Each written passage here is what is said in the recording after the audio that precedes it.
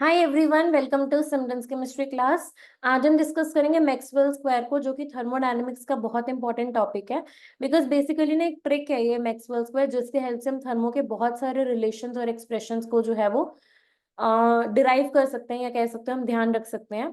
तो exam point of view से important है। मैक्सवेल स्क्वायर को हम इस तरह से ड्रॉ करते हैं। बेसिकली एक स्क्वायर है जिसके ये जो वर्टिसेस हैं इनको हम रिप्रेजेंट करते हैं S P V T से, और ये जो मिडल है एज है इसको हम रिप्रेजेंट करते हैं H G A और U से। इसी ऑर्डर में ध्यान रखना है, S P V T H G A U। और इस तरह से हमें डायगोनल्स पे दो एरोज ड्रॉ करने हैं इस तरह से। तो ये मेरे पास जो है वो मैक्सवेल स्क्वायर है। अब यहाँ से मैं अलग अलग ट्रिक्स बताऊंगी जिसकी हेल्प से हम चार तरह के क्वेश्चंस को सॉल्व कर सकते हैं। सबसे पहला टाइप का क्वेश्चन आता है मैक्सवेल इक्वेशन पे, कि मैक्सवेल इक्वेशंस कौन कौन सी हैं। दूसरा हमारे पास क्वेश्चन आता है मैक्सवेल रिलेशंस पे। और इन मैक्सवेल रिलेशंस को जब हम रेसिप्रोकल करेंगे, जब हम इनका रेसिप्रोकल लेंगे, तो हमारे पास आता है non Maxwell relations. Non Maxwell relations तो उनको भी हम देख सकते हैं। तीसरा जो हमें यहाँ से इस मैक्सवेल स्क्वायर से पता चलता है, वो है हमारे पास SPVT का relation in terms of HGAU। देखो, जो हमारे पास SPVT है, SPVT ये हमारे पास बेसिकली होते हैं वेरिएबल्स, ये कह लो कोऑर्डिनेट्स। और जो HGAU है ये हमारे पास होते हैं पोटेंशियल्स। HGAU होते हैं, ये हमारे पास होते हैं पोटेंशियल्स।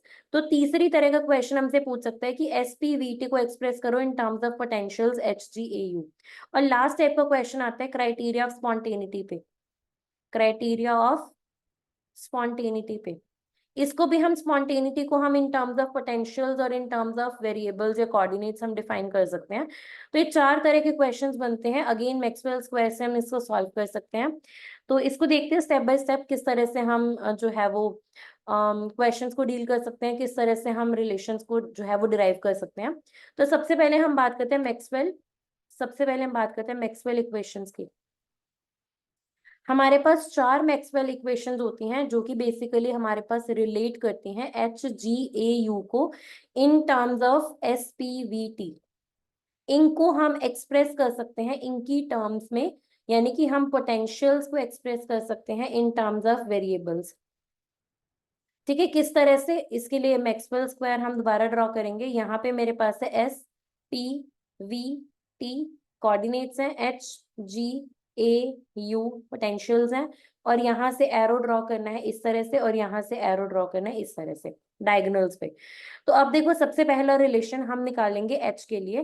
तो H के लिए रिलेशन निकालने के लिए देखो, यहाँ पे मैंने लिखा DH।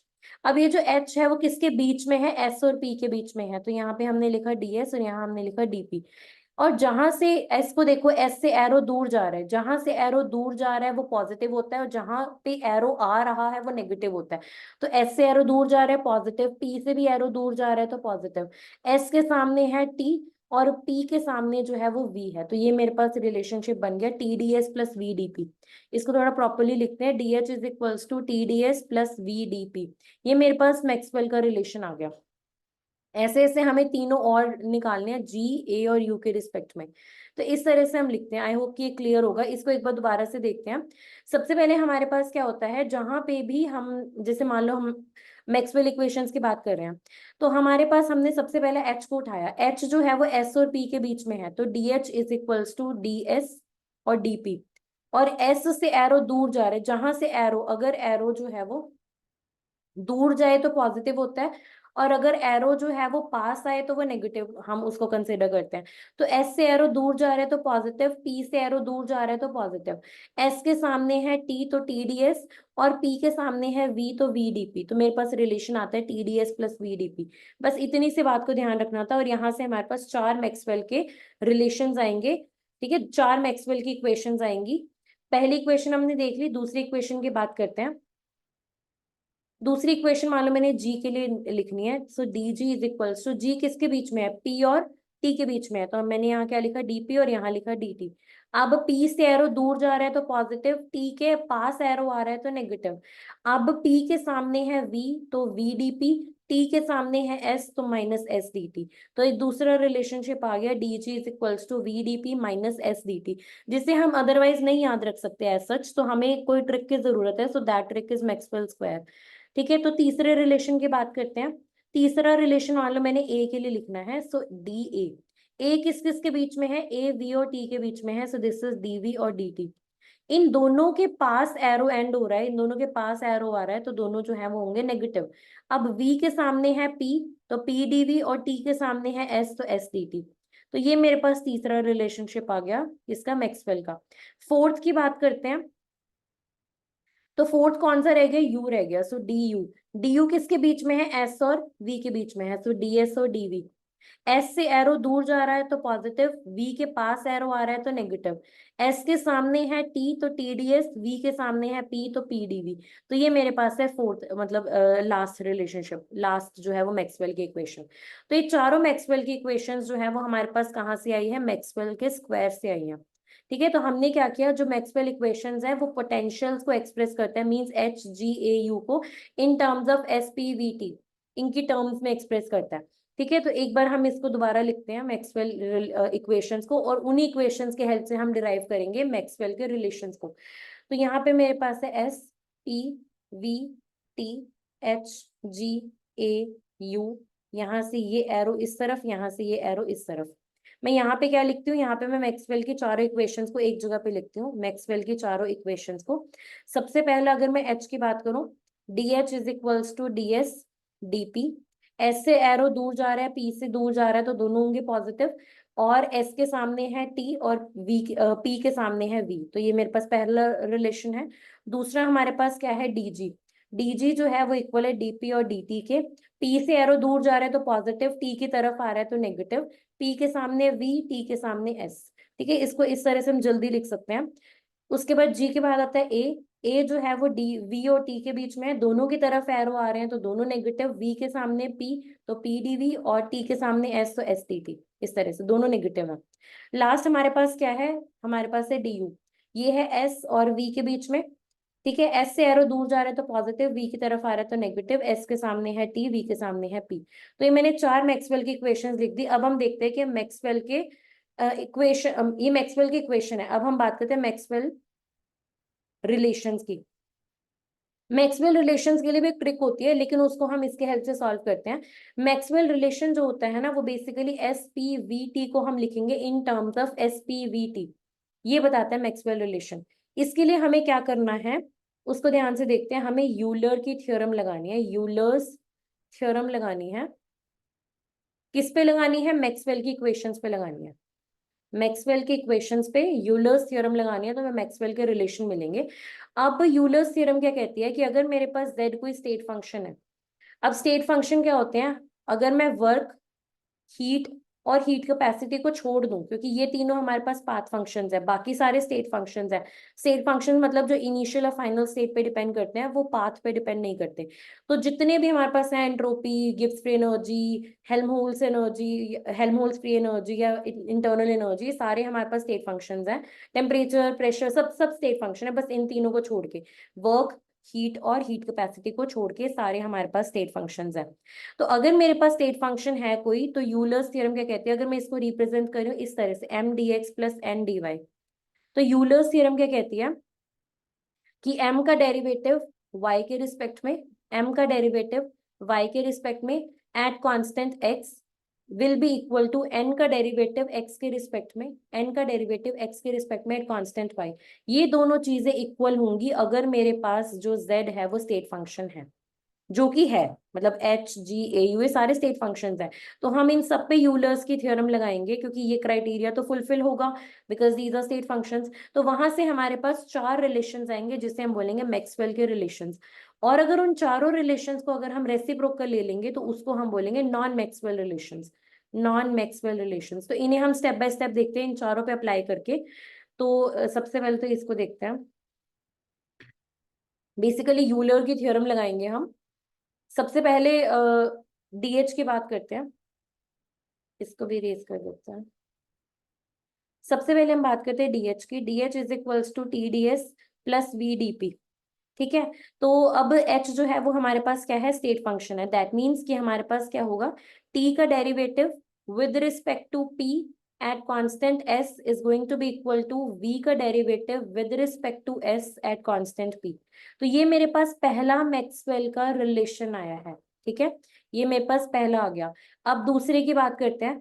दूसरे के लिए हम यूज करते हैं डीजी को। D G is equals to V D P minus S T T. Minus sign से कोई फर्क नहीं पड़ेगा। यहाँ पे हमारे पास क्या है, v का डेरिवेटिव, इसका ध्यान रखना, v का डेरिवेटिव t के रिस्पेक्ट में कांस्टेंट प्रेशर पे is going to be equal to, negative sign as such रखना, s का डेरिवेटिव t के रिस्पेक्ट में एट कांस्टेंट टेम्परेचर। ये मेरे पास दूसरा रिलेशन आ गया मैक्सवेल का। ठीक है, हमने क्या किया है, हमने यूलर की थ्योरम अप्लाई किया। हमने सिर्फ इस चीज का फायदा उठाया है कि जो h है वो स्टेट फंक्शन है। यहाँ पे हमने फायदा उठाया कि जो g है वो स्टेट फंक्शन है। अब तीसरे की बात करते हैं, a की। अगर हम ए की बात करें, ठीक है, अगर हम बात करें ए की, D A is equals to minus P D V minus S D T. अगर मैं बात करूं यहाँ पे p का derivative, negative sign as such, p का डेरिवेटिव t के रिस्पेक्ट में कांस्टेंट वॉल्यूम पे is going to be equal to s का डेरिवेटिव, s का डेरिवेटिव v के रिस्पेक्ट में कांस्टेंट टेम्परेचर पे। तो ये मेरे पास तीसरा रिलेशनशिप आ गया मैक्सवेल का। यहाँ हमने किस चीज का फायदा उठाया है कि a हमारा स्टेट फंक्शन है, इस बात का। ठीक है, लास्ट रिलेशनशिप हमारे पास आएगा डी की हेल्प से। डी जो है वो इक्वल है T D S minus P D V के।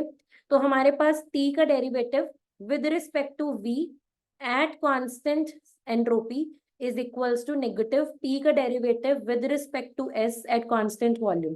तो ये मेरे पास लास्ट मैक्सवेल का रिलेशन आ गया। हमने क्या किया, हमने सिर्फ और सिर्फ यूलर्स थ्योरम लगाई इन मैक्सवेल की इक्वेशंस पे, तो हमें मैक्सवेल के रिलेशंस मिले। अब मैक्सवेल के रिलेशंस क्या है, अगर ध्यान से देखोगे तो मैक्सवेल के रिलेशंस एसपीवीटी को एसपीवीटी की टर्म्स में ही एक्सप्रेस कर रहे हैं। ठीक है, एसपीवीटी को एसपीवीटी के टर्म्स में ही एक्सप्रेस करने को मैक्सवेल रिलेशंस कहते हैं। अब हम बात करते हैं नॉन मैक्सवेल रिलेशंस की, तो उसके लिए इसको इरेज करते हैं। नॉन मैक्सवेल रिलेशन में हमने मैक्सवेल के रिलेशन का रेसिप्रोकल लेना है। So let's see non Maxwell relation. तो सबसे पहला रिलेशनशिप उठाते हैं, इसका रेसिप्रोकल लेते हैं। अब जब इसका रेसिप्रोकल लोगे तो क्या मिलेगा, इसका रेसिप्रोकल लो, टी का with respect to T at constant entropy is equals to S का डेरिवेटिव वी के रिस्पेक्ट में कांस्टेंट पी। सो ये मेरे पास पहली नॉन मैक्सवेल की रिलेशनशिप आई है। देखो ये किस बेस पे, अगर एक्स और वाई इक्वल है तो 1/x तो 1/y के इक्वल होगा ही। इसी बेस पे हमारे पास ये नॉन मैक्सवेल का रिलेशन है कि अगर ये x is equals to Y है तो 1/x पे तो 1/y की इक्वल होगी। दूसरे की बात करते हैं, दूसरे का रेसिप्रोकल लोगे तो t का derivative with respect to v, सिर्फ रेसिप्रोकल लिया है, constant pressure as it is रहेगा, this is equals to negative of p का डेरिवेटिव s के रिस्पेक्ट में कांस्टेंट टेम्परेचर पे। ये हमारा दूसरा नॉन मैक्सवेल रिलेशन है। तीसरे की बात करते हैं, तीसरे में हमारे पास नेगेटिव साइन बाहर है, t का डेरिवेटिव p के रिस्पेक्ट में कांस्टेंट वॉल्यूम पे इज इक्वल्स टू v का डेरिवेटिव s के रिस्पेक्ट में कांस्टेंट टेम्परेचर पे।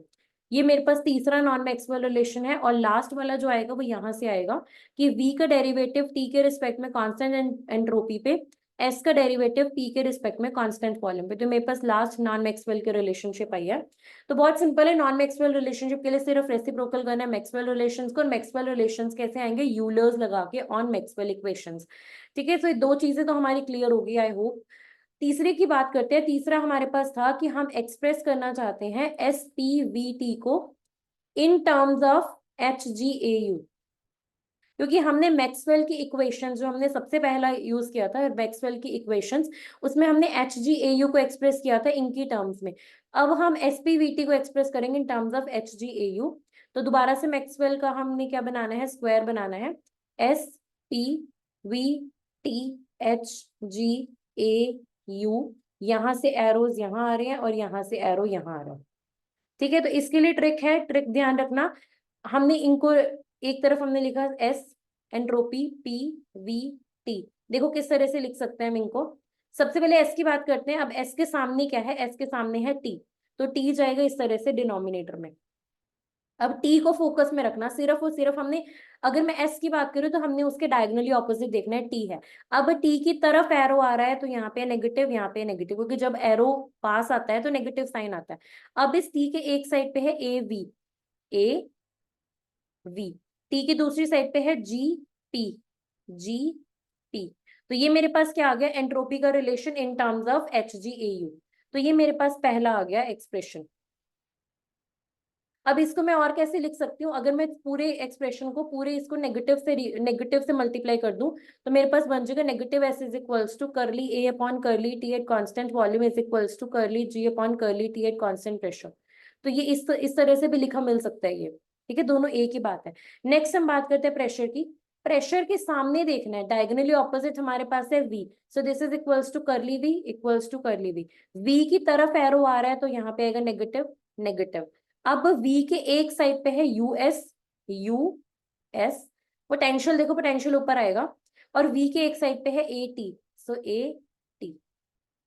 इसको इसी तरह से लिख सकते हो, negative T is equals to curly U by curly V at constant entropy is equals to curly A upon curly V at constant temperature. इस तरह से भी लिखा हुआ मिल सकता है, तो एक ही बात है, सिर्फ हमने नेगेटिव साइन कॉमन लिया और कुछ नहीं किया। V की बात करते हैं, V के डायगोनली ऑपोजिट पे है P, तो V के डायगोनली ऑपोजिट पे है P, और P से दूर जा रहा है एरो, तो दोनों आएंगे पॉजिटिव पॉजिटिव। अब P की एक तरफ है H और S, H और S, और P की दूसरी तरफ है G और T, G और T। तो ये मेरे पास तीसरा एक्सप्रेशन आ गया। अब T की बात करते हैं, जिसकी भी हम बात करते हैं उसके डायगोनली ऑपोजिट चलते हैं। T की बात कर रहे हैं तो हमने S को फोकस में रखना है, तो करली S और करली S, S से एरो दूर जा रहा है तो हमारे पास ये दोनों पॉजिटिव। S की एक तरफ पे है HP, एक तरफ पे है UV, तो एक तरफ है UV, एक तरफ है HP, HP। सो ये मेरे पास ये हमारे पास जो है चार हमारे पास रिलेशंस आए हैं SPVT के इन टर्म्स ऑफ HGAU, पोटेंशियल्स के टर्म्स में वेरिएबल्स के एक्सप्रेशंस। तो ये मेरे पास तीसरी एप्लीकेशन थी मैक्सवेल स्क्वायर की, आई होप कि ये भी क्लियर होगी। हमें क्या करना है, हम जिसकी भी बात करें, मान लो मैं यहाँ पे एक की बात करती हूँ, मान लो मैं यहाँ पे प्रेशर की बात करती हूँ, तो अगर हम जिसकी भी बात करें हमें उसके डायगोनली ऑपोजिट चलना है।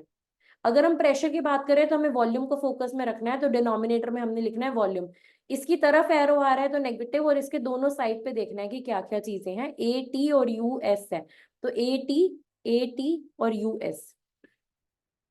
ठीक है, सो आई होप कि ये क्लियर होगा। अब हम चलते हैं अपने लास्ट मैक्सवेल की जो एप्लीकेशन है उस पे, which is criteria of spontaneity, criteria of spontaneity.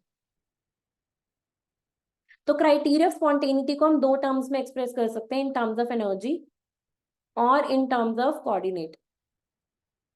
दोनों चीजें इंपॉर्टेंट है क्योंकि क्राइटेरिया ऑफ स्पॉन्टेनिटी पे भी क्वेश्चन पूछा जा सकता है।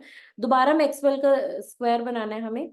क्या है यहाँ पे, SPVT, यहाँ पे है HGAU, यहाँ से एरो यहाँ पे और यहाँ से एरो यहाँ पे। ठीक है, एनर्जी की टर्म्स में हम क्या लिखेंगे कि हमेशा जो चेंज इन एनर्जी होती है वो लेस देन जीरो होती है।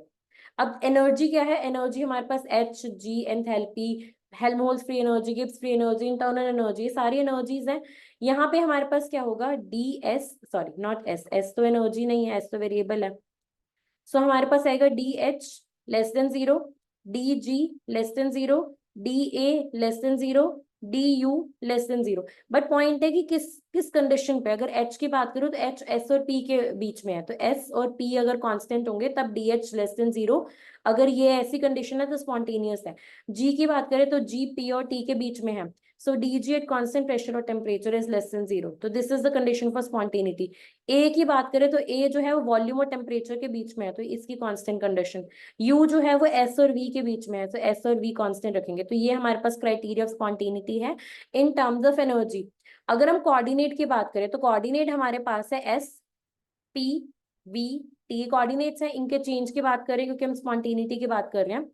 तो अगर मैं एस की बात करूं, एस से एरो दूर जा रहा है, दूर जा रहा है तो पॉजिटिव। ठीक है, पी की बात करें, पी से एरो दूर जा रहा है, पॉजिटिव। वी की तरफ आ रहा है, नेगेटिव। टी की तरफ आ रहा है, नेगेटिव। अब कंडीशंस की बात करते हैं। एस की बात करें तो एस एक तरफ यू और वी है, एस के एक तरफ यू और वी है, और एक तरफ एस के है हमारे पास एच और पी, एच और पी।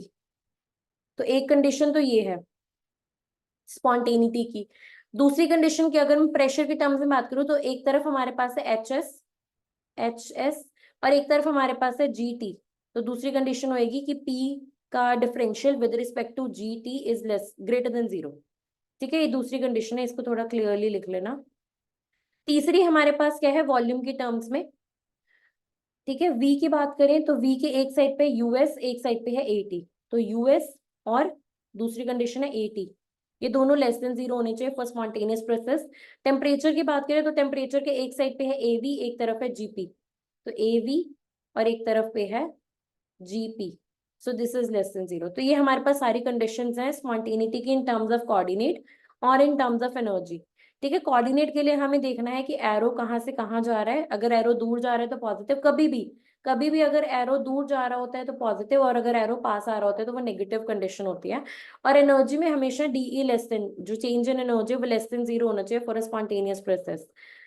ठीक है, तो ये था हमारे पास मैक्सवेल के रिलेशन और मैक्सवेल के स्क्वायर की ट्रिक्स।